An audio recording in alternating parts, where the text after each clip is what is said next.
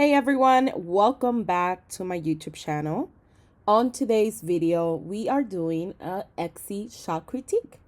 Now, if this is your first time visiting my YouTube channel and you want to learn how to win a critique, make sure that you check out the link below. You can sign up for one.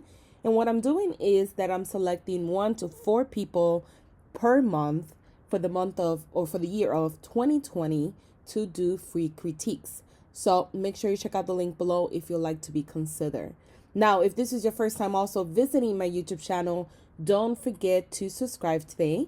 I do upload weekly videos to help you build an impactful Etsy business. Don't forget to show me some love by liking this video and leaving a comment below. So let's go ahead and get started. So the store that I'm doing a critique on today is called Bird Art Photos by Tamar and Rand. So thank you guys for signing up for a chance to win, and thank you for letting me do a review of your store. So the first thing I want to talk about is product photography. The listing that I picked to do and add it on is this one here. And the first thing I want to talk about, like I said, is product photography, because that's the first thing that people see in the search results when they're searching for something to buy.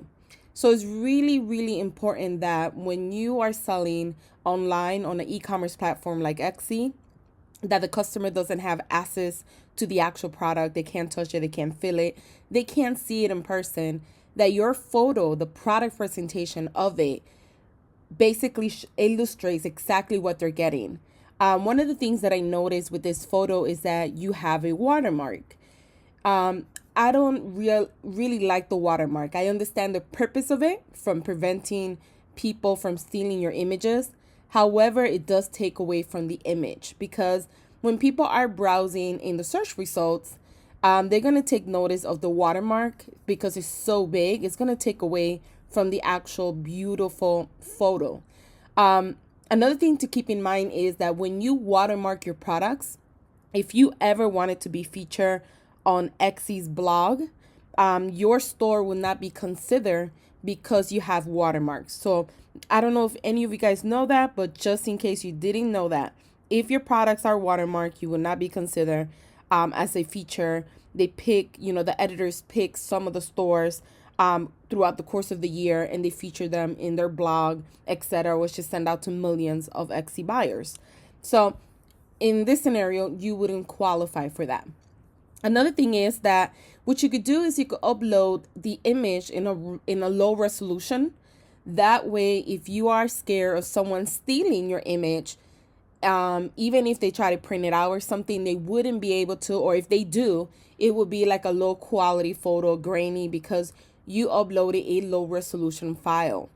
So that's the first critique I have on it. The second would be when you're selling any sort of digital photo, my best take on it is having some type of mock-up, having like a picture frame or having it hanging on the wall, showing how this product visually looks, because a lot of people are visual learners. If they can't see it in an actual mock-up of like a picture frame or hanging up in the wall, they're not going to really visualize it, right? So you have to, product presentation, like I said earlier, is very, very important. A bad photo will prevent you from selling no matter how great your product is or your service is. So the first thing I would invest is, one, making sure that your main photo, which is this one, this is the only one you currently have, is the best photo possible, that when somebody's looking at it, one, is cropped in a complimentary way, two, it showcases exactly what they're getting, three, it doesn't have this huge watermark on top of it, and four, people could visualize it. They could see, oh, I could see that in my kitchen, or I could see that in my living room, or etc., right?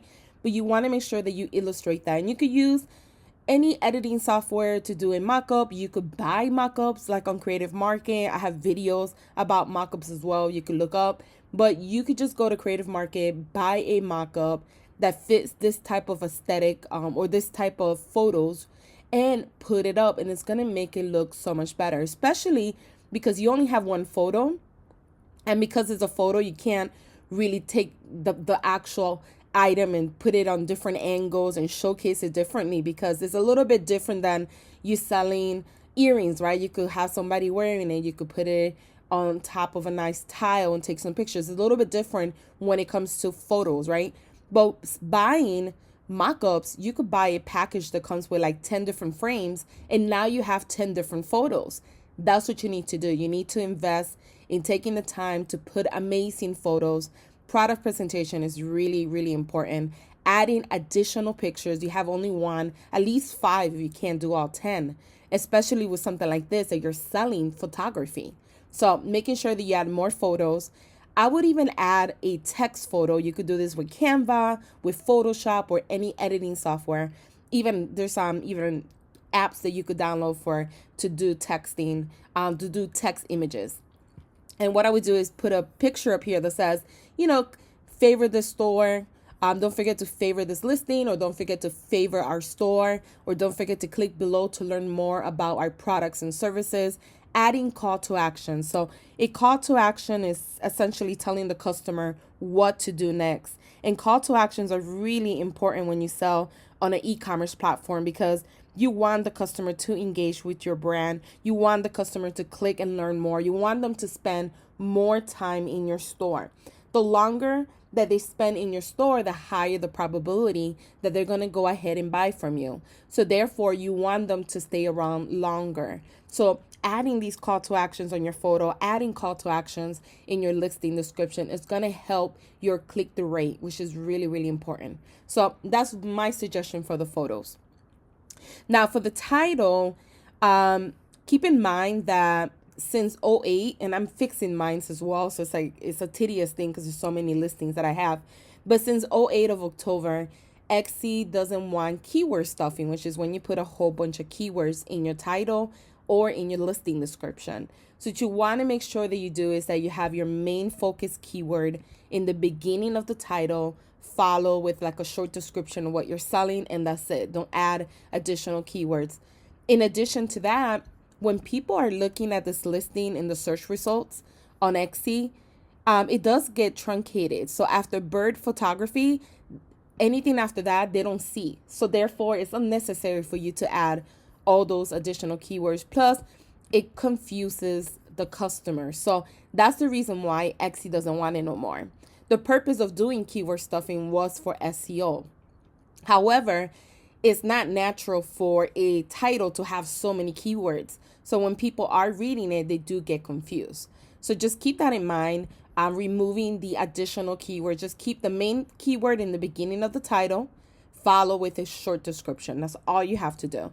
And you have as your main keyword dancing goals. And let's see down here if that's the keyword. So you don't have that keyword.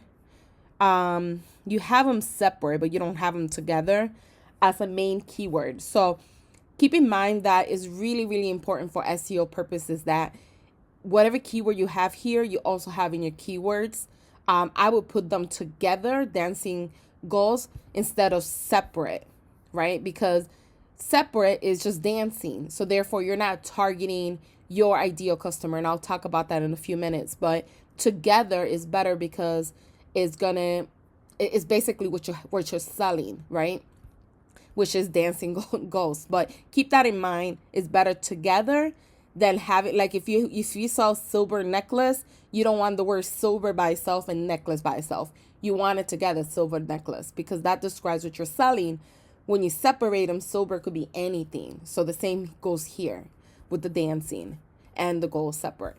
So the next thing you want to do is you want to make sure that you craft a listing description. This is really, really important that you take the time and you write an engaging listing description. So the first 155 characters is considered your meta description. And this is what Google shows to people when they search you on the search engine, whether it's Google, Bing, Yahoo, etc. So this is what you have right now. You have a whole bunch of keywords. So this is what people are seeing in Google preview. You don't have something enticing. What you want to make sure that you do is that your first 155 characters, it has your main keyword, it has a description of what you're selling, follow with a call to action. You could say, click to learn more, click for details, click to get yours today, hurry, our offer ends soon, whatever you want, but you have to make it short, 155 characters. Include your main keyword with an engaging description. Right now, you don't have that. You have just a whole bunch of keywords. And then on top of that, you want to make sure that your listing description is enticing. And when somebody reads this, it has everything and anything the customer should know about this particular listing. It shouldn't leave them confused. It shouldn't leave them wondering when are they going to receive it, or how to order, even like little things like that. Because a lot of people, it's their first time buying a digital download. For me and you, we might have been selling them for years, but for many people, including my stores, are all digital downloads. 90% of my stores are digital downloads. A lot of people still email me like, I didn't know this was a digital download, right? They don't know what it is.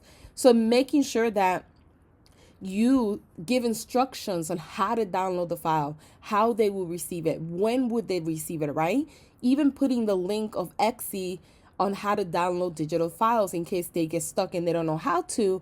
The information's already in there that they could click on. So right now, you're not giving enough information. Always keep in mind, SEO is how they found you. The photo is what makes people want to click to learn more, right? But the listing description is what closes the deal, basically. And if you don't have enough information, if you're not transparent, if you don't have an engaging listing description, people will not buy from you because they're gonna look at this and be like, should I buy? I'm not sure. Just putting a little bit more. If this is your business and you want to take it to the next level, taking some time to craft a better listing description is really, really important. Another thing I would suggest is adding a backlink. So having a backlink that says click here to view our matching items or click here to visit our homepage. You never want the customer to click back and leave your store. So having those links, like I said in the beginning, is a call to action, and it's going to help increase your click-through rate. And if a customer clicks on the link, they end up going to your homepage to start browsing your store. What they're doing now essentially is engaging with your products.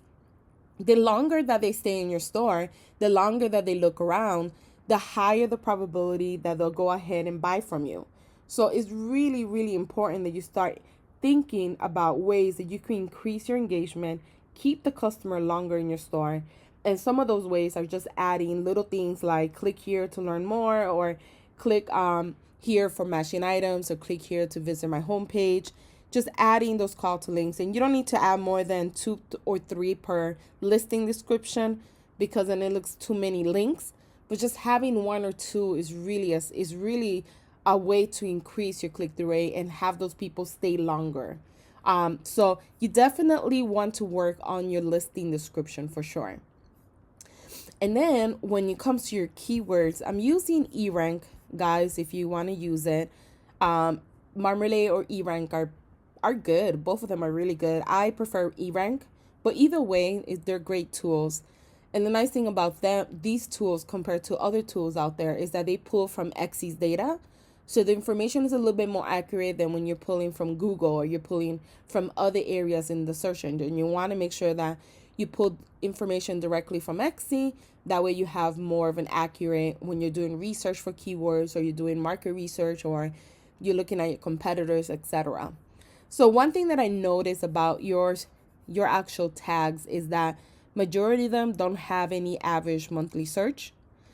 And all of them are very, very broad. So when you're doing keyword research, you want to make sure that you come up with 10 to 15 keywords or phrases that describes exactly what you're selling. That's kind of like the first exercise that you do. So if you sell, let's say, women's running shoes, you will put women's running shoes, red women's shoes, running shoes, right? You kind of start, how would somebody that's looking for these shoes to buy them today, how would they search this, right? They would type in women's running shoes for women, and then you write that list, right? And you come up with the list, and you go to tools and keyword tool right here. You plug in each keyword by itself, and it's going to give you another 100 words or less that people are searching for on Etsy or in using on Etsy. And from there, You want to make sure that you pick keywords that have a high average monthly search with a low competition. You don't want keywords that have too much competition, because if there's not enough monthly searches and the competition is really, really high, what's going to happen is that, or if you wanted to rank organically without spending any money on ads, it's going to be almost impossible, because you're competing with so many people. Your listing, unless it's a bestseller, is going to be buried in the search results. If you do end up saying, okay, I want to spend money on ads, when you use keywords that are very competitive, regardless if Etsy doesn't let us see the cost per click anymore, always keep in mind, when you are paying for advertising, whether it's on Etsy, on Google AdWords, PPC, or YouTube, or let's say even Facebook ads, whenever you're trying to use a keyword that's very, very competitive, you're always going to pay more money for that keyword. You're going to pay less for keywords that are not competitive, and you can always pay more for the ones that everyone else is competing for. So therefore, if you use a keyword that's too competitive, one, you'll be burying the search results. Two, if you do an Etsy ad, your cost per click is going to be high. This is the main reason why a lot of people say, my budget is $1 a day, and it goes right away. Why? Because they're probably using keywords that are very expensive. So after 2 clicks, they're done with their budget, right? So just keep that in mind. It's really important that you only search for keywords that you could potentially rank for organically, that has a high monthly search, low competition, and describes exactly what you're selling, because this is how you find your ideal customer, right? If you use the word just water could be just anything. Like if I go to Etsy right now and I type in the word water, right? I'm going to get everything and anything water related. So I'm going to get water bottles. I'm going to get this backpack. I guess this is organic water. I'm not even sure. This is a picture frame. You see, like, you're not really targeting your ideal customer. What you're doing now is showing your product to anybody and everybody. And when you get that is essentially, this is what a lot of people say. I get a lot of views, a lot of impressions, a lot of likes, but no one is buying. Well, the reason why no one is buying is because you're showing your products to the wrong people, to people who are not really buying with an intent to buy right now. And you're just using any keywords. You're like, oh, okay, it's water. Let me put that one. There's some birds. Let me use the word birds. They're dancing. Let me use dancing. It doesn't work that way. You have to really think about, what am I selling? If somebody wanted to buy something with seagulls, how would they search for that, right? And then, you know, seagulls portrait, that might be one keyword, right, that you could do research on, and keep going that way. Seagulls printable, and then portraits of seagulls dancing, that could be another keyword you could do research. But that's what you have to think about. What would people type in if they were searching for my product? And once you get those keywords and you got something brainstorm, then you do research on those keywords. You just don't use those keywords. Now you got to find out, are people really searching for this on Etsy? Is there an average monthly search versus competition, etc.? Now, keep in mind that some stuff is going to be a little bit harder to sell on Etsy. Some items don't do well on Etsy, right? Some do extremely well. There's so much competition. If you fall in that category, whether they don't sell that many, or you're in a category that is extremely competitive, your job is to drive traffic one way or the other, especially if you want to go into that market of whatever you're selling. So your job would be at that point to say, okay, what other platform besides Etsy I could use to drive traffic, whether it's opening your first blog, whether it's using Pinterest, whether it's doing Instagram, whether it's doing Facebook ads. It's going to be your job, because before you open an Etsy store, everyone, including myself, because I never did this when I first opened my first store, we should be doing market research. We should be figuring out, is this something that I could sell on Etsy? Is this something that I could sell on Etsy and make it even better so I could stand out from my competition? On top of that, is this going to be a very saturated market, or is it going to be a very hard market because no one's really looking for it? How can I make it different so I could stand out, right? These are all questions they should have done prior to opening your store That way you already have a strategy in place and say, okay, I know this is not as popular on Etsy, but it doesn't mean I can't sell it, right? Because I have beautiful photography, etc. And then you kind of do a plan. So essentially all of these have to go. This is too broad. This is too broad. This digital download is anything. Travel is anything. Sydney is anything. So all of these have to go, with the exception of these two. Maybe you could combine them together, seagulls dancing or dancing seagulls, and see if you find any traction with that keyword. But you definitely need to do your keyword research again. And on top of that, you only have 10 out of 13 spots. You never want to just use 9 and just leave it like that, or 10 and just leave it like that. You always want to use all 13 spots. Why? Because using them is going to help you rank higher in the search results. Is going to help you drive more traffic to your store. So ultimately, tags are very, very essential when it comes to selling online. You have to use all of them. So make sure that you all the time use all 13 tags, because the more tags you use, like I said, the higher the probability of somebody finding your beautiful photos and buying from you. So it's really essential that you use all 13. So let's go back to your store. So another thing I would do is that for your photo, as a shop owner, I would put a photo of yourself. When you sell on e-commerce on Etsy, people want to know who they're buying from, because this is a handmade business. People understand that they're buying from a small business owner. It's not like Amazon that no one could care less who they're buying from. They just buy. It's a little bit different with Etsy, and that makes it special selling on Etsy. So what I would do is put a picture of yourself or both of y'all up here. I would invest in a logo. If you want to stand out, stand amongst your competitors and be an industry leader when it comes to beautiful photography, you need to have a logo to separate yourself from other people. You need to have a professional banner so you could stand out. There's so many people selling similar items as yourself. So if you want to separate yourself and become a brand that people recognize, that's the first step, is having a logo that, don't make it like on Canva or something. Like, really have somebody draft a beautiful logo for your store.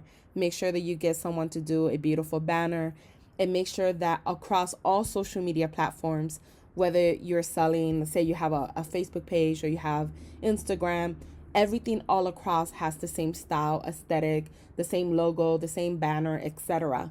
That's for branding purposes. Just look at the bigger companies like Starbucks, Nike. If you go to their Facebook page and you go to their Twitter and you go to their Instagram, you know that that's, Nike. You wouldn't be confused. Am I still at Nike, right? Because they're very cohesive across all platforms. And that's what ultimately what you want to do. Another thing I noticed is that you currently don't have an about me section. You don't have a shop announcement section. These are little things that you could do to stand out. The about me story is really important when you sell on Etsy, only because some people do read, right? Some people don't, and some people would read your about me story. They want to know how you became a photographer, why you guys sell on Etsy, what's the story behind it. And that might actually compel someone to go ahead and buy from you, right? Make a connection with you. Maybe they live in New York as you. Maybe you say, I travel to Australia, or I'm from Australia, and that's where I get all these beautiful photos, and maybe that's the connection that they get. It doesn't matter, but having a story is really, really important. And having your mission statement, what your company is about, this is really important, because the sooner you do it, whenever you are out there somewhere and people ask about your business, people ask, what do you do on Etsy, or what do you do? You could say, hey, I have an Etsy business. I have a small business. It's the name of Burden Photos, and we do X, Y, and Z. And it'll roll out really very fast and simple. And you'll be able to effectively communicate to others what exactly you do. Having a niche statement, or you could also call it a mission statement, is really, really important to take the time to do all these things. So my overall field of your store is basically, you need to work on product presentation. I will remove the actual watermarks on them. Make sure that you have a professional logo, a banner, and a picture. You need to create trustworthiness, and to do that, you need a picture of yourself, you need a story, you need to write an engaging listing description that not only explains what they sell, but make it fun, make it your own voice. So you're missing a lot of elements to complete your entire store and to be able to grow your store to the next level. But doing these things and working your SEO, right? Because SEO is how people find you. And if you're not targeting the ideal customer and you're not doing SEO correctly, that's most likely why you're not getting the sales that you deserve. So doing all these changes collectively is going to help you scale your business to the next level. And a lot of these things are very simple to find. If you don't know about branding and how to do all these things about banners and logos, you could hire someone that actually will do everything for you. That way, when you send out a picture to someone, even if it's digital download, you'll have like a thank you sheet with your banner, with your logo, saying, "Hey, thank you. We really appreciate your business." That's very professional. That separates you from everyone else that's not doing it. And that's the key. That's the key. How are you any better than all these other stores that sell similar products like yourself? That's what you got to ask yourself every single time.